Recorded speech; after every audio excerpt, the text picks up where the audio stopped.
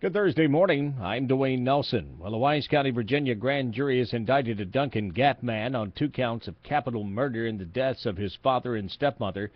39-year-old Mark Edward Coleman is accused of killing Robert and Sharon Coleman and burying their bodies in a shallow grave at a home they all shared on Crabtree Hollow Road. Coleman is also charged with abduction of Sharon Coleman and using a firearm to kill Robert Coleman. Major Gene Vanover told 11 Connects they're still waiting confirmation on the victims' identities.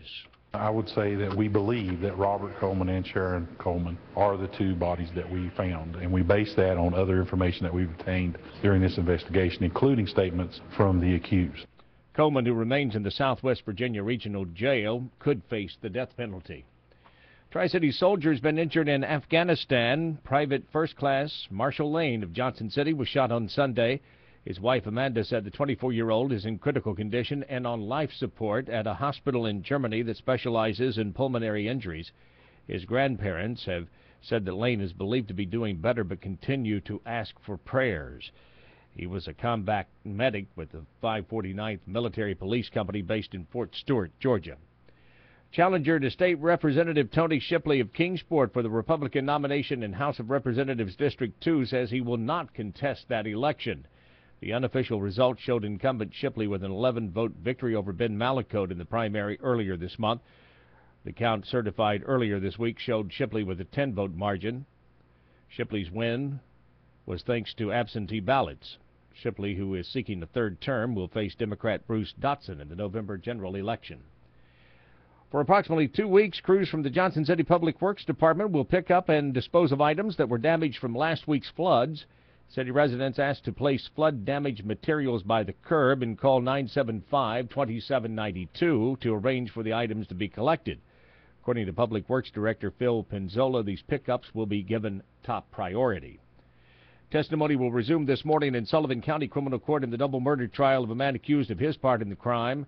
Jawan Massey is charged with 2 counts of murder, especially aggravated robbery, and conspiracy in the execution-style deaths of Jeffrey Nolan and Terrence Alexander in 2005. Nolan's girlfriend supported the prosecution's claim that the Soleil Candle Shop in Kingsport was a front for drugs. Southwest Virginia lawmaker is continuing a 4-day 12-county listening tour. 9th District Congressman Morgan Griffith has made stops in Smith, Tazewell, Russell, and Washington counties, as well as several others this week. The Salem Republican talks about some of the important issues that people are concerned about.